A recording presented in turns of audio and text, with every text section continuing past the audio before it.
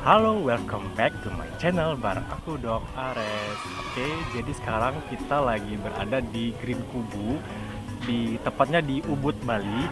Dan hari ini aku bakalan nge-share ke kalian semua tentang gimana jadi dokter, mulai dari prosesnya, dari kuliah sampai selesai koas atau pendidikan dokter. Dan aku juga udah bersama ya kan bintang tamu, Dokter Yunita. Hai, saya Dokter Yunita. Jadi kita ini kerja di perusahaan yang sama di salah satu skincare ternama.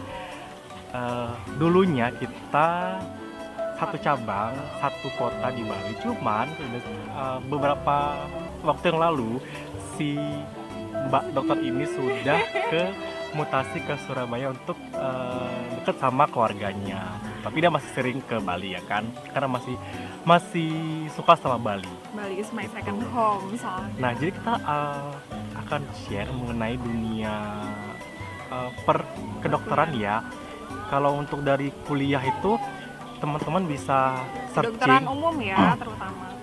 Bisa searching di Google ya atau di mana. Bisa pilih kedokteran umum swasta atau negeri. Jadi tuh sekarang banyak banget kalau emang dibilang kalau emang mungkin dibilang kalau punya kemampuan mungkin bisa tes dulu di negeri gitu kan. Jadi mungkin belajar yang rajin dari mulai SMA ikut bimbel seperti itu dan ikut ya SPMB ya kalau sekarang. Sekarang apa sih? Kalau sekarang tuh namanya kayak UKM. seleksi, pokoknya gitu seleksi masal gitu kan. Jadi itu emang saingannya banyak banget gitu. Jadi ya benar harus pilih kampusnya sesuai dengan kemampuan sendiri-sendiri. Kalau misal ada sih passing grade-nya yang tinggi, ada yang rendah gitu kan. Nah, tapi kalau misalnya teman-teman memang nggak beruntung untuk dapat di kampus kedokteran yang negeri, mungkin kalau punya uang berlebih bisa coba di swasta. Sekarang tuh di swasta tuh hampir semua provinsi ada ya. Gitu. Nah, kalau kita berdua sama emang berdua ini swasta. Lulusan swasta. Dan kalau kata orang, kalau FK itu kuliahnya mahal. Emang bener sih mahal ya. Jadi nggak cuma swasta aja, negeri juga mahal. Jadi ya untuk lebih ini mungkin di-prepare dulu dari soal biaya dulu gitu. Nah, jadi aku angkatan 2008. Kuliahnya kalau ibu 2000 berapa? Mbak Kelis. Mbak ya, 2000 berapa? Saya 2006, jadi 2 tahun di atasnya Dokter Ares. Iya. Jadi ini Mbak dokter ini 2006, aku 2008. Dan kita sama-sama kurikulum KBK.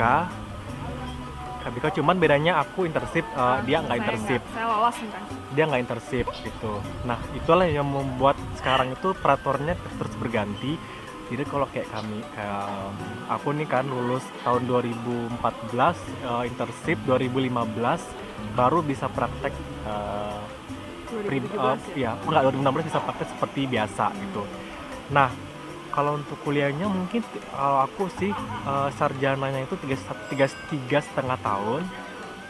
Untuk koasnya atau pendidikan dokternya itu kurang lebih 1,5 sampai 2 tahun, tergantung dari kemampuan kalian masing-masing. Ada yang cepat, ada yang lama gitu kan. Kalau Mbak berapa? Saya sendiri pasti 6 tahun. Cuman waktu itu karena nunggu ijazah ya kalau nggak salah, jadinya sempat mundur sampai 6 bulan sih. Akhirnya sampai kehitungnya jadi 7 tahun ya. Padahal saya nggak kena intensif. Jadi kayak gitu tergantung masing-masing fakultas juga, karena kan kalau kelulusan itu kadang nggak bisa bareng rame-rame satu angkatan, jadi ngikut angkatan bareng-bareng adik kelas atau kakak kelas, jadinya nunggu kuota lah istilahnya. Nah itu kan ngurusinnya bareng-bareng. Terus kalau misalkan mau bener-bener kuliah di fakultas kedokteran itu kan kalau misalkan memang pengen rajin banget, nggak pengen susah-susah ikut ujian tes, kan bisa jalur prestasi ya, masih kan ya? Masih ada sih. Jadi ada beberapa jalur. Kalau emang kalian itu pintar, pasti ya ada beberapa yang bisa kalian pilih gitu kan. Biasanya setahu saya diprioritaskan sih. Kalau zaman saya masih istilahnya PMDK, nggak tahu tuh zamannya Anda ada apa namanya. Zaman saya apa ya, saya juga lupa. Jadi biasanya mempertahankan ranking. Nah, kalau dari segi kuliahnya tuh gimana, Dok? Apakah Anda mengalami kesulitan? Mungkin pas mengikutinya, dulu sempat beberapa kali ada mungkin remedial atau mungkin ulang lagi ujian seperti itu, ada nggak? Pastinya iya ya, karena saya sendiri itu tipe orang yang tekun. Kalau maksudnya nggak terlalu pintar-pintar amat sih. Kalau yang superior itu biasanya dia memang sudah pintar kongenital, bawaan dari lahir gitu kan, yang dia mulus-mulus aja. Kalau saya masih ada remedi-remedinya. Jadi kadang misalkan teman-teman saya liburan, saya masih ikut remedi, ya itu hal yang wajar sih sebenarnya di fakultas kedokteran.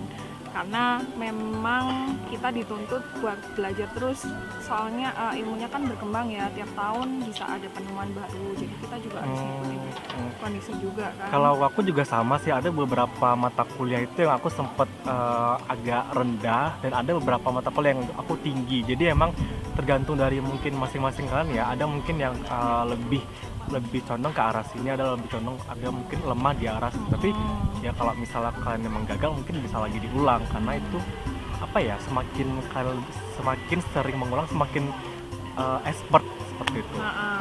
Tapi percayalah, lulusan negeri dan swasta itu sekarang sama aja, karena gimana kita mengolah skill kita saat pendidikan ya kan.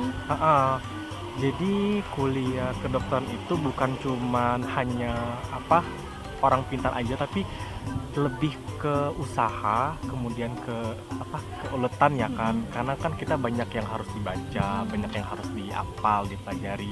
Kalau cuma pintar doang tapi malas untuk baca, malas untuk ini, itu hasilnya juga percuma aja gitu. Sama faktor keberuntungan kali ya, soalnya kan zaman pendidikan tuh nggak mulus-mulus iya. aja kan. Kadang-kadang ada yang kita udah dapat penguji yang baik, kadang dapat penguji yang galak, yang sampai harus kita tuh sempurna banget ya kan, itu ada. Tapi ya intinya kita tetap aja usaha gitu sih ya. Betul. Jadi secara garis besar untuk pendidikan dokter itu dibagi dua. Yang pertama kali tuh sarjana kedokteran tuh kurang lebih 3,5 tahun, yang paling 3,5 sampai 4 tahun.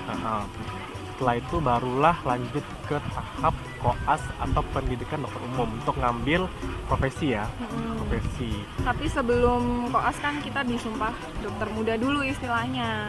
Jadi pas waktu koas itu kita disebutnya dokter muda. Kalau menurut aku sih kalau menurut Anda yang paling enak itu zamannya sarjana pas mau menjelang profesi dokter? Nggak ada enak. Kalau mungkin sarjana itu kan kita masih kayak sibuk kuliah ya sih, banyak ya kan? mainnya, masih bisa main sana sini. Tiap hari kuliah, terus juga praktikum. Tapi kalau paling misalnya bikin laporan ya, yang capek ya. Ya, tapi kalau menjelang pas di rumah sakit tuh benar kayak kita tuh real ketemu pasien langsung. Jadi apa yang kita pelajari selama di sarjana kedokteran tuh akan dipraktekkan langsung ke pasien seperti itu. Soalnya setelah belajar teori, kita belajar praktek di koas. Jadi yang paling, kalau menurut aku sih paling berkesan itu pas profesi dokter ya. Jadi itu kan kita tiap hari ketemu pasien, kita ngikutin dokter visitor, ngunjungin pasien dari satu bangsa ke bangsa lain, terus ngikutin operasi juga ya kan, ada operasi sesar, operasi patah tulang, operasi bedah, macam-macam. Tapi itu nggak semuanya, jadi kalau kayak gitu tergantung kampus masing-masing sih. Cuman kebetulan tempat kita nggak terlalu ada residennya ya, jadi kita masih bisa ikut terjun langsung ngasistenin. Jadi itu semua tergantung dari di mana kalian koas. Kalau misalkan koas di tempat rumah sakit yang tipe A atau tipe B yang itu perkumpulan residen, ya mungkin kan akan agak sedikit susah untuk mendapatkan kesempatan mengeksplor, kesempatan menjadi asisten, operasi operator gitu. Ya. Tapi kalau misalnya di rumah sakit itu nggak ada residennya ataupun jadi residen itu dokter umum yang ambil spesialis. Jadi yang lagi belajar buat jadi dokter spesialis. Ya, kalau kan di rumah sakit yang tidak ada residennya, itu akan lebih banyak untuk diikut sertakan dalam tindakan-tindakan kayak misalnya operasi atau tindakan lain seperti itu. Terus ya kalau yang paling mengesankan itu mungkin kadang-kadang kita ketemu pasien itu ada yang dia kayak anggap kita dewa gitu kan. Kita tuh visitnya udah langsung disambut dengan bahagia gitu kan, muka senyum-senyum, berharap itu dia bakal sembuh dengan kita ngobatin ya kan. Malah kan mungkin kita juga sekarang masih terapinya kok agak gini gitu kan, karena kan kita masih juga belajar. Masih ngeraba-ngeraba kira-kira ini pasien apa ya. Jadi kalau berobat, kalau bisa sih jangan ke dukun. Ya, jadi emang banyak banget yang orang itu masih mengandalkan yang dukun ya kan, masih percaya sama yang dukun ataupun paranormal. Itu yang membuat keadaan sakitnya makin parah. Itu sih kayaknya yang menyayangkan.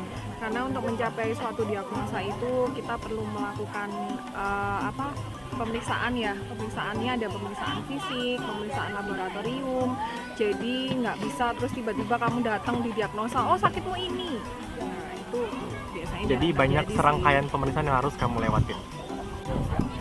Nah, apa sih kira-kira motivasi yang membuat Anda itu pengen menjadi seorang dokter? Pertama karena tiap nganterin orang tua saya berobat itu kayaknya ngelihat dokter-dokter pakai jas putih kan keren. Tapi lebih tepatnya ke sini-sini ya lihat saudara deket sih, soalnya ada yang jadi dokter gigi sama dokter umum. Dan kebetulan orang tua saya support. Terus karena kemarin sempet agak perfeksionis nih, pengen spesialis, jadinya diarahnya ke dokter umum karena itu bisa kemana-mana. Karena kalau dokter gigi itu biasanya faknya hanya sekitar kepala aja. Terbatas ya, area cuman daerah gigi ya, sama mulut aja. Tapi kalau dokter umum kan bisa dari kepala sampai kaki, terus lebih tepatnya. Kalau Anda sendiri? Kalau aku sendiri dulu karena pas waktu sekolah jadi pernah sakit gitu kan, kayak mencret terus gigi yang bikin drama gitu. Saya berobat ke dokter sembuh gitu kan, lihat aura dokter tuh kayaknya keren gitu kan, kok kayaknya tangan dewa gitu, dia bisa menyembuhkan kita. Kalau cuma dia ngasih obat doang ternyata bisa manjur gitu kan. Nah itu sih yang membuat aku semakin kuat, biar bisa juga menolong orang banyak dan berpahala juga kan, intinya kan. Ya intinya cari berpahala pahala sih, karena kita dapat kebetulan uang, muslim ya. dapat uang, dapat pahala, itu sih yang penting ya kan. Jadi setelah lulus pendidikan dokter, kalian jangan takut untuk dapat kerja karena gampang sebenarnya ya. Bisa dibilang lumayan gampang daripada kalian jadi sarjana lain gitu kan. Karena selalu jadi dokter kan bisa langsung praktek pribadi atau buka klinik sendiri, buka rumah sakit sendiri mungkin ya. Atau mungkin pengen lanjut lagi kuliah untuk spesialis juga bisa, spesialis. Walaupun juga bisa. Tergantung dari passion kalian masing-masing ya kan. Mungkin kelebihannya karena kita itu sudah profesi, jadi mau nggak mau kerja dimanapun ya kita sesuai basic. Iya. Ya dan kebetulan karena kita kerjanya otomatis di pelayanan, ya insya Allah sih banyak yang nyari. Iya, jadi jangan takut nganggur. Pengen nggak ada nganggur sih ya. Kalau emang kalian pengen kerja ya dimanapun bisa, di puskesmas bisa, di kota juga bisa, pokoknya dimanapun bisa gitu. Yang penting kaliannya bisa tinggal di daerah tersebut ya kan.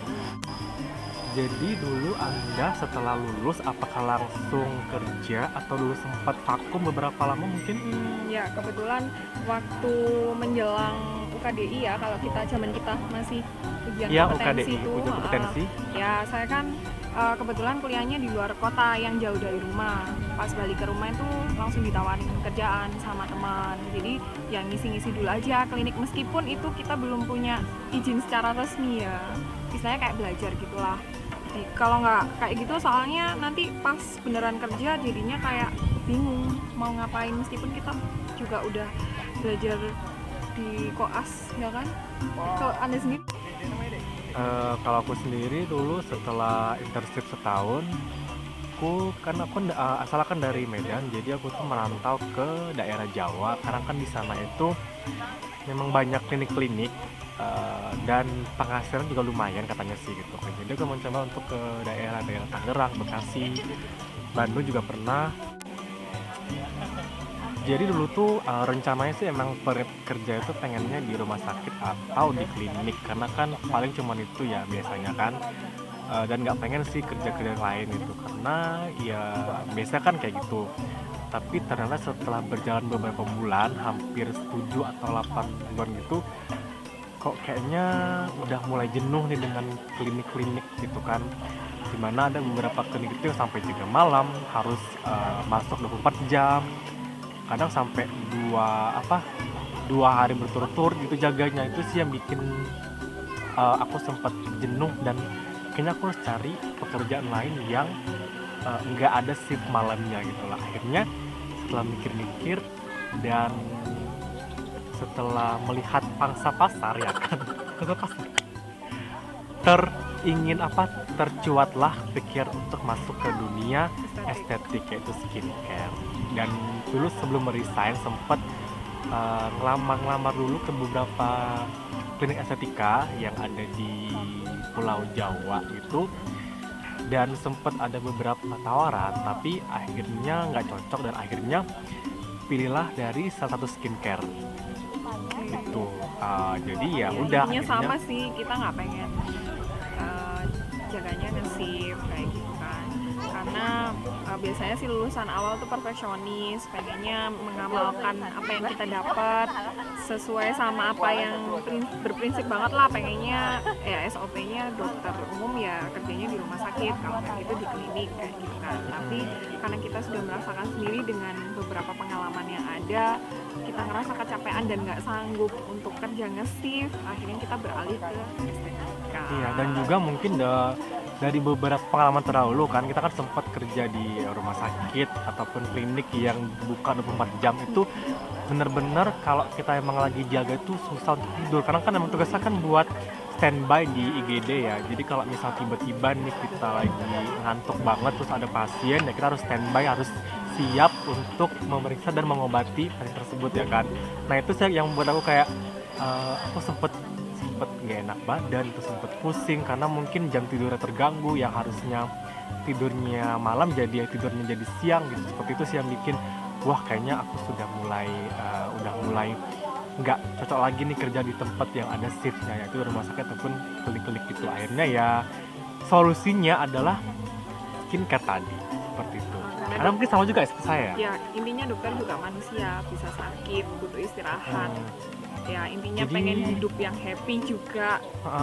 Jadi buat dokter IGD yang sekarang lagi berjaga tuh kita Nggak usah kecil berdua hati sih sangat Apresiasi. appreciate banget karena mereka tahan ya Tangguh. kerja bersif-sif.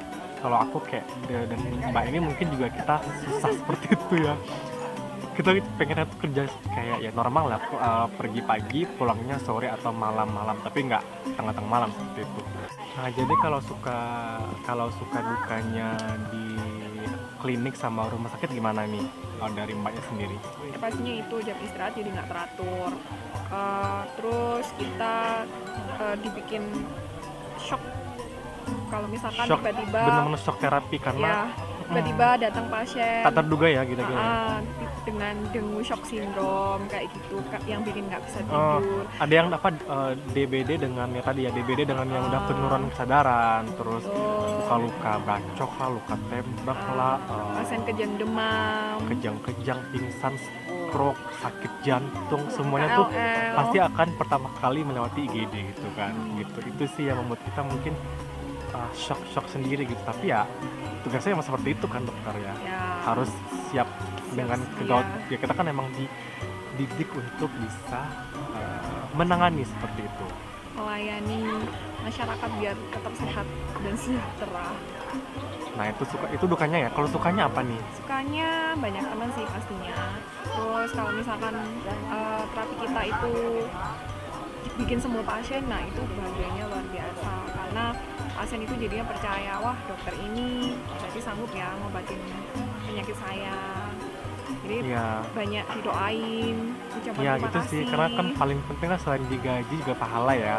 Jadi pasien itu juga sebagai ladang amal buat kita ya kan, buat nanti di surga nanti supaya kita di apa sih Karena namanya? kita orang muslim ya. Ladang amal untuk nanti kita di akhirat ya, Jadi itu dihisap. kan nggak pernah putus dihisap, ya, seperti meskipun itu. kita sudah meninggal. Sukanya mungkin itu ya. Tapi kalau di skincare sendiri gimana? Kalau untuk di estetik sendiri ada suka dukanya juga sih. Kalau sukanya pasti tempatnya bersih, ketemunya orang sehat, dan ya kita nggak dibikin kayak banyak shock terapinya gitu kan. Jadinya masih Iya. enjoy aja lah. Jadi kalau di skincare itu mungkin pasiennya bukan orang sakit, tapi yang dia punya apa ya, gangguan kulit yang mengganggu mukanya, yang mengganggu kecantikannya, seperti kayak misalkan jerawat, flek, Hiperpigmentasi. kulit kusam, dan segala macam itu. Jadi lebih tertata ya pasiennya itu, kan kita udah tahu nih pasien-pasien kira-kira apa aja yang mau Bisa datang. diajak komunikasi. Itu ya. Dan itu sih tadi ya, mungkin juga tempatnya bersih, kita juga pulangnya lebih teratur kan, kadang cuma jam 7 malam, jam 8 malam pulangnya gitu kan. Bukan berarti IGD nggak bersih ya. Maksudnya itu ruangannya itu kita yang benar-benar tertata gitu kan. Hanya di ruang konsul nggak. IGD tempat-tempat bersih, cuman darurat. mungkin pas lagi keadaan-keadaan yang ada KLL atau Ya. kayak pasien-pasien yang mabuk, pasti kan jadi berantakan kan semuanya. Ada pasien muntah lah gitu gitu kan. Itu sih mungkin bikin IGD jadi kelihatannya agak berantakan sedikit. Yang paling penting masih ini sih bisa pakai high heel kalau saya. Dan iya, jadi kalau ya di skincare otomatis kita apa ya, harus lebih menjaga wajah gitu kan, supaya nggak juga kotor ataupun jerawat. Karena kan kalau misalnya kita sendiri jerawatan atau muka kita nggak apa ya, nggak enak dilihat, terus juga pasien tuh nggak akan percaya sama kita gitu kan.